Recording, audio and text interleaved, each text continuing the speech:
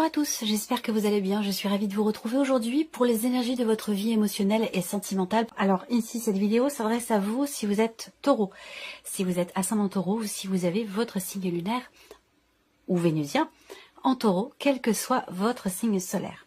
Alors, on regarde ici l'énergie qui vous entoure les taureaux. On a ici une énergie qui peut vous amener sur le chemin de la guérison, sur le chemin du mieux-être. Également une énergie qui peut vous amener à devoir vous investir davantage, que ce soit par rapport à vous ou que ce soit dans le cas d'une relation, qu'elle soit d'ailleurs amoureuse, familiale ou amicale. Ça va être bien sûr différent selon chacun de vous puisque vous êtes quand même nombreux et nombreuses à regarder la vidéo.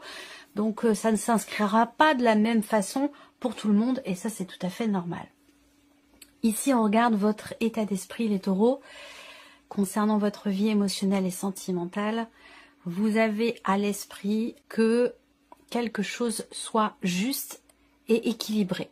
C'est le fait qu'il y ait un équilibre entre ce que vous donnez et ce que vous recevez. Ça, c'est quelque chose qui est important pour vous. Alors, pourquoi?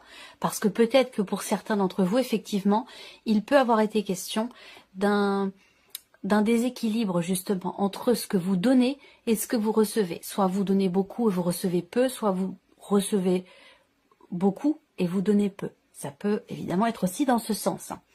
Donc voilà, vous avez à l'esprit ce qui compte pour vous, c'est équilibrer quelque chose dans une notion d'investissement ou dans ce qui est partagé par rapport à une personne qui est importante pour vous, qui compte à vos yeux. Ça peut être amoureux, amical ou familial, je le répète, c'est important. Faut pas l'oublier. Je ne me cantonne pas uniquement à la vie amoureuse, aux relations amoureuses. Je m'adresse aussi aux célibataires, je m'adresse aux personnes qui n'ont pas de vie amoureuse, qui ne sont pas en recherche non plus. Et puis, on peut aussi parler là d'amour avec un grand A, l'amour de soi, l'amour amical, l'amour familial et bien sûr aussi l'amour amoureux, bien entendu. On continue, on regarde ce que vous ressentez au plus profond de vous. La justice. Soit effectivement, là, vous êtes vraiment focus sur cette notion d'équilibre, qui est importante. Ça veut dire qu'il y a de fortes chances pour qu'effectivement, quand tout va bien, on ne se focalise pas sur les choses qui vont bien. Hein, voilà, on les vit et puis c'est tout. Donc je pense que je dis ça parce que vous êtes focus sur l'équilibre. Ça veut dire qu'il y a quelque chose de déséquilibré peut-être. Vous voyez, l'énergie qui vous entoure va vous amener à soit à guérir, à tempérer ou à réharmoniser quelque chose, que ce soit en vous ou que ce soit dans un relationnel qui est important. Vous avez à cœur aussi que peut-être justice soit faite. Peut-être que vous êtes en plein milieu d'une procédure de divorce, c'est possible pour certains d'entre vous, et vous avez à cœur effectivement que justice soit faite. Il a peut-être été question à un moment donné aussi d'un sentiment d'injustice.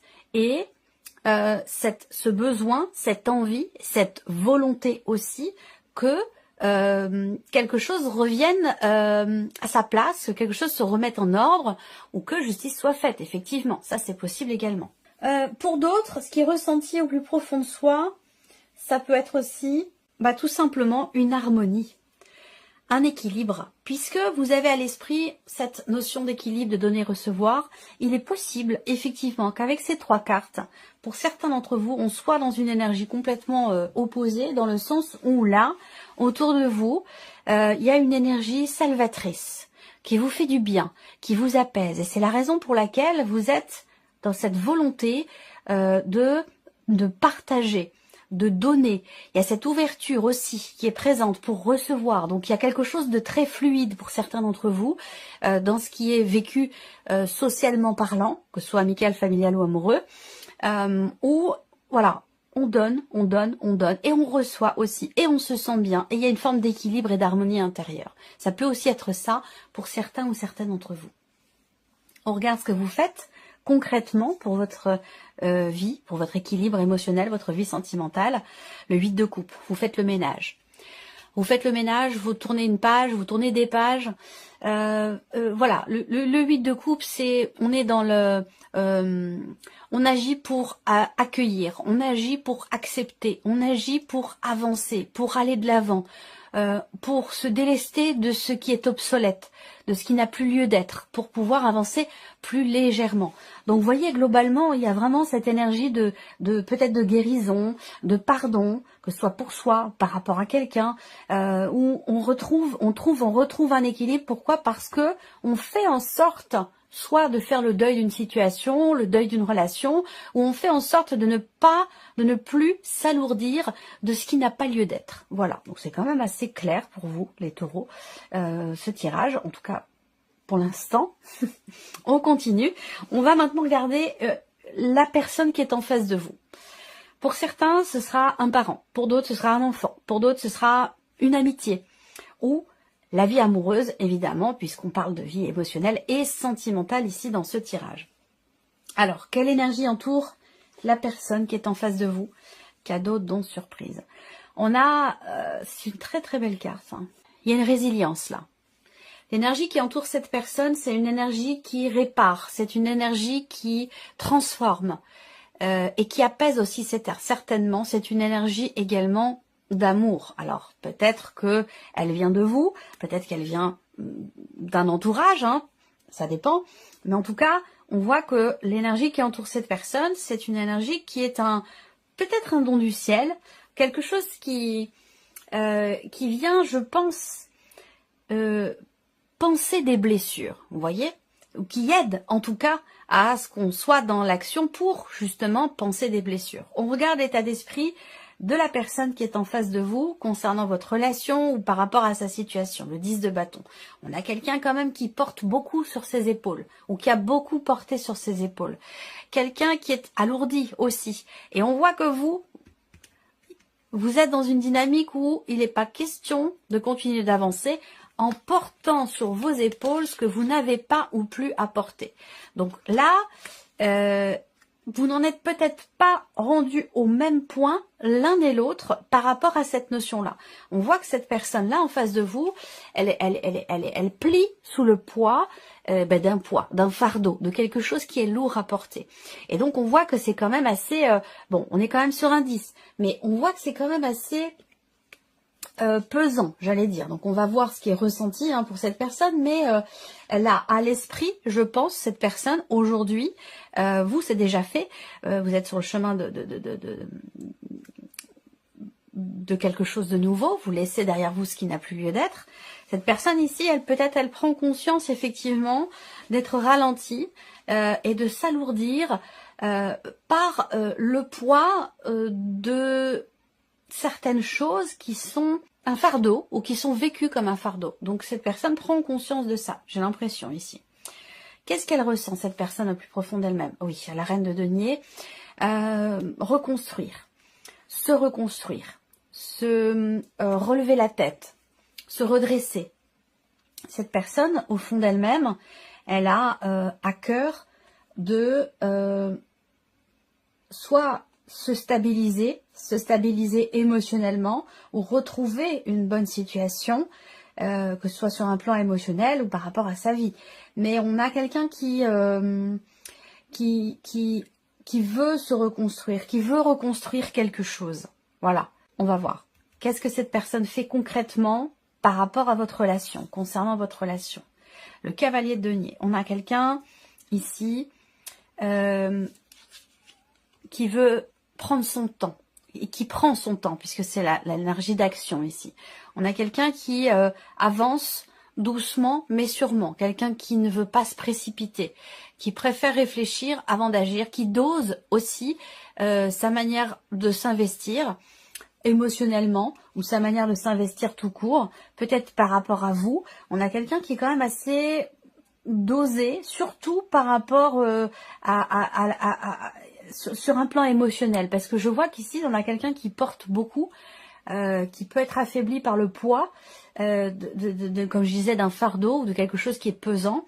Et on a ici cette personne qui émotionnellement est dans les actes, dans les faits, est beaucoup dans la gestion, la maîtrise de ce qui est donné, partagé. On a quelqu'un qui est capable de se poser des limites, quelqu'un qui est assez, j'allais dire quand même, quelqu'un d'équilibré et qui est capable de savoir euh, oui, d'oser maîtriser sa manière de s'investir. Je pense que là, c'est pas quelqu'un qui s'économise ou quelqu'un qui est calculateur, c'est plutôt quelqu'un qui a connu l'épuisement par une situation, par quelque chose, et qui sait aujourd'hui comment faire pour ne pas se laisser déborder. Vous voyez, ne pas se laisser envahir.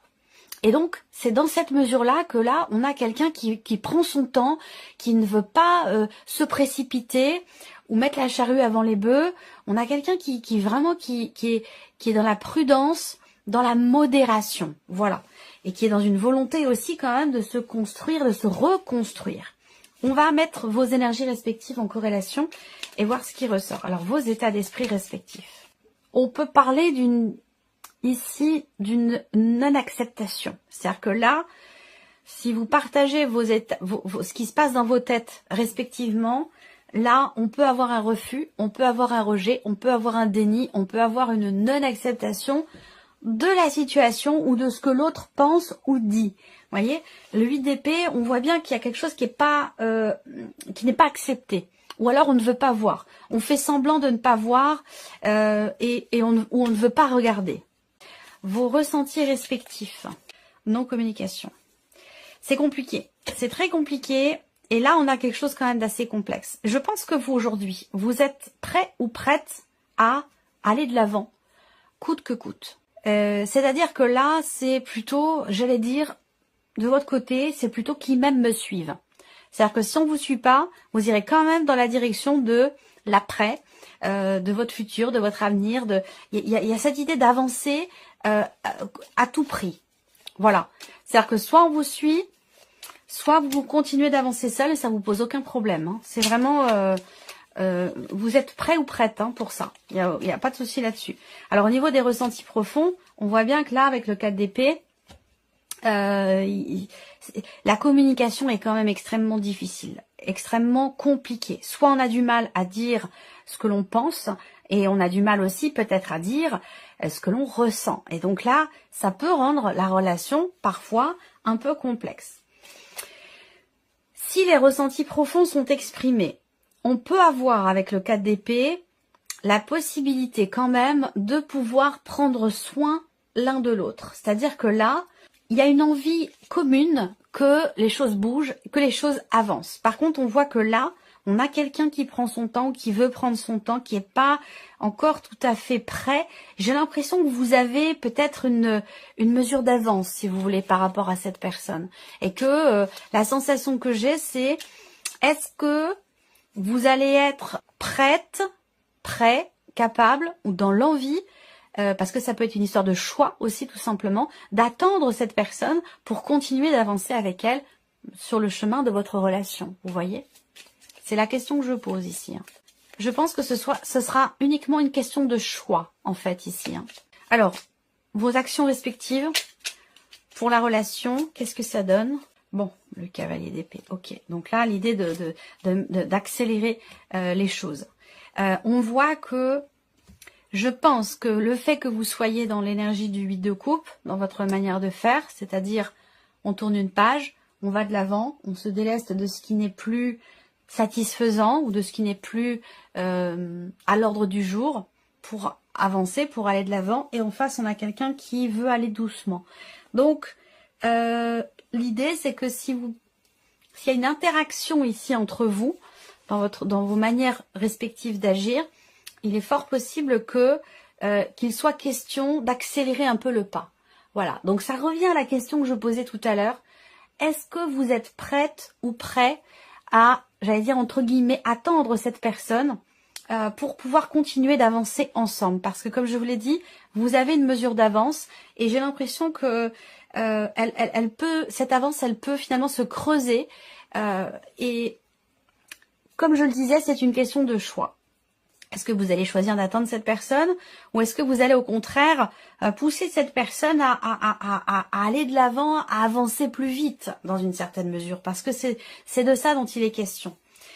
Dans votre manière d'agir aussi, vous pourriez très bien pousser l'autre à parler, à exprimer les choses. Alors, ça peut aller dans l'autre sens. C'est-à-dire que la personne ici qui veut aller lentement, qui veut prendre son temps, peut vous, de par sa manière d'agir, vous pousser à exprimer des choses. Quoi qu'il en soit, que ce soit dans un sens ou dans l'autre, eh bien, votre manière de faire va pousser à l'expression de quelque chose, à la communication. Et je vous ai dit tout à l'heure, gros souci quand même de communication visiblement ici, que ce soit par rapport à ce qu'on pense ou par rapport à ce qu'on ressent.